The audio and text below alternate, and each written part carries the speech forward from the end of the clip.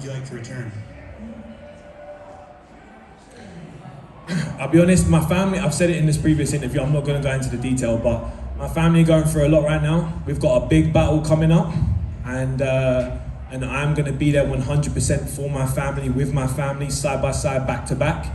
That is the only thing I care about right now. Rankings, whatever, they could offer me Nemkov next week and I'd say no, because I've got to be there for my family.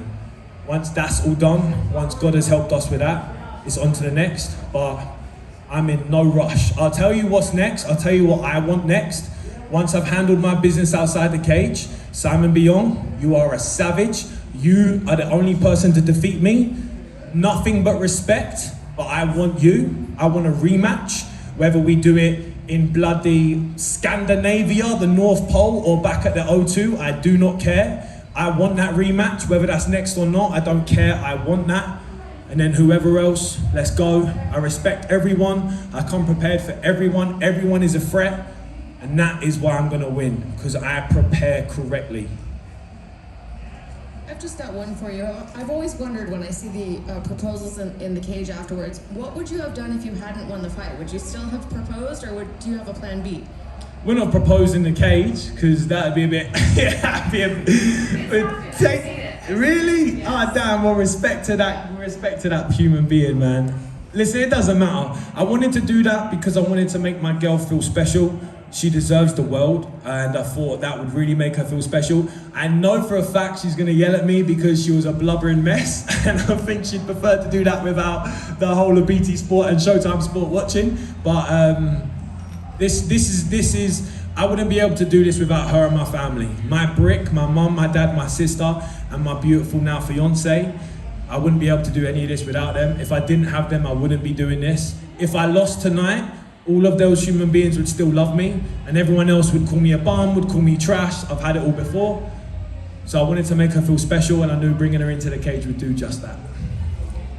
Right here. So after the victory, you almost ran out the cage with excitement. Can you express to us your feelings as you celebrated that victory? All I wanted to do was hug my family. I could see them all there. If you noticed, when I was in the cage, it was boo, and then a tiny little cheer from three gorgeous little women, all the way from Stevenage and Welling Garden City. So the second I won, I wanted to run out and hug my mum, my sister, my fiance. That was what the excitement was about. The next thing I did was thank God, and then after that, my pops and Ash got all the love, but that's why I was so excited. And I apologize to Bellator and the security for having to grab me up like that. I hope I don't get fined. I don't know if that's the case or not, but I feel like I stuck by the rules. 1 foot might have been out, but other than that, I was golden. One more for me. So, the chokehold, can you explain to us the setup and how you set that whole thing up? Yeah, for sure. 2 shouts out for that. So Ashley Grimshaw from GP Top Team for helping me with my control.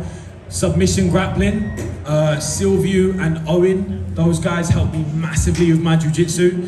When my opponent disrespected my jiu-jitsu, I felt like they disrespected those 2 guys. And those 2 guys compete at a world level. Owen and Silvio are submission magicians. Ashley Grimshaw is a jiu-jitsu genius. So I knew if I get the back, I was confident before I started working with those guys on the back. Now I've sharpened those tools, I can find the neck from anywhere. I can wrist control and TKO from anywhere on that back. Body triangle, hooks in, no hooks in, whatever. So I knew I was confident. As soon as I take his back, I had it. Thank you, Luke. Over here. Ready. With the success that you've been getting that comes with pressure and expectations, you've been very vocal about not buying into the hype. How do you maintain the mental toughness to stay that chosen course? In terms of buying into the hype and all that jazz, I don't know if it was you guys in particular, but when I had my interviews at the start, I could tell the difference between, other than the accents, the Americans and the Brits. The Brits would call us both prospects and had a lot of love for both of us. With the Americans, and rightly so, you're backing your boy. It was, he's the biggest prospect, he's got first round finishes and blah, blah, blah. And he was a hype train, and I got rid of him in the first round. With all due respect, the hype trains don't mean anything. This is a war of inches, and anyone can get touched and put to sleep. Anyone can make a mistake, and that's it. So I don't buy into the hype. We're all human beings. We all can get put away first, second, third round. It doesn't matter. So I just keep on trucking. I keep training, keep getting better. Believe in myself, believe in God, have the faith, and then the chips will fall where they will, man. As long as I'm prepared, everything else is out of my control. I go in there, I enjoy it, I embrace it, and it is what it is. How's it going, Luke, right here? My man. MMA Locker Room, part of Pub Sports Radio, man. You look fanatic out there. You just finished the number ranked 9 per opponent. What's next for you on the boat? I know you want to go back and be with your family, be with your dog, spend time with your new engaged wife, but really, what's next, man? You got to be feeling great. Like I said before, man, my family come first.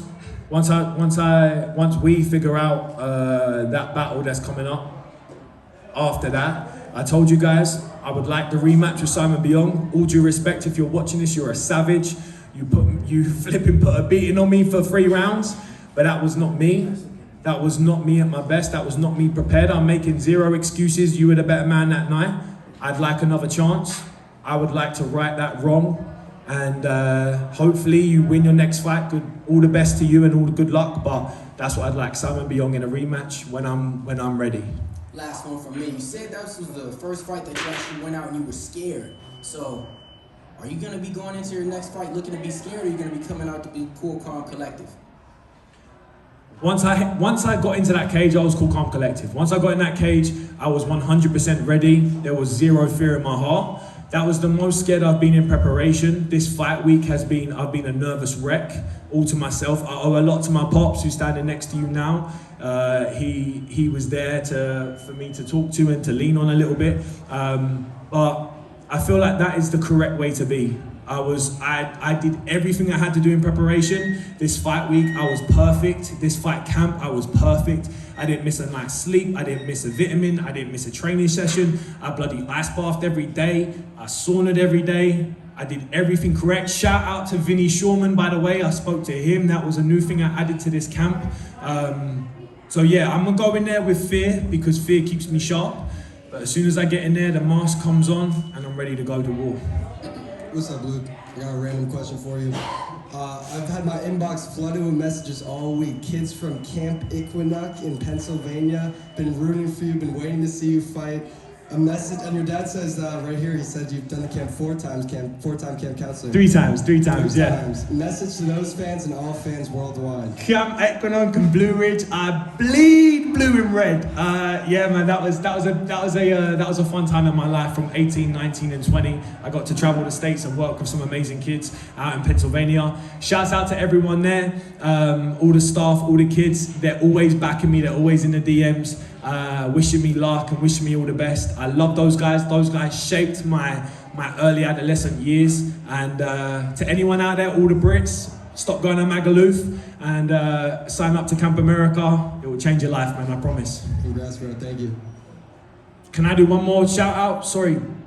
Guys, if you didn't see it on my banner, don't know which camera to look at, but if you didn't see it on my banner, the Fostering Network, especially guys and girls from England, if you'd like to get involved in fostering, it is the best decision you will ever make. Doesn't mean you have to be a foster carer. If you've got any life skill that you think a beautiful child who comes from a horrible background could thrive off of and could do with, they need a little bit of love, a little bit of guidance, and you can make a huge change. The Fostering Network, please hit them up, get involved with foster caring, and again, it'll be the best decision you'll ever make, man. So shout out to all the kids in care. I'm coming back. All the kids in the mentoring program, I'm coming back. Thank you guys for your time.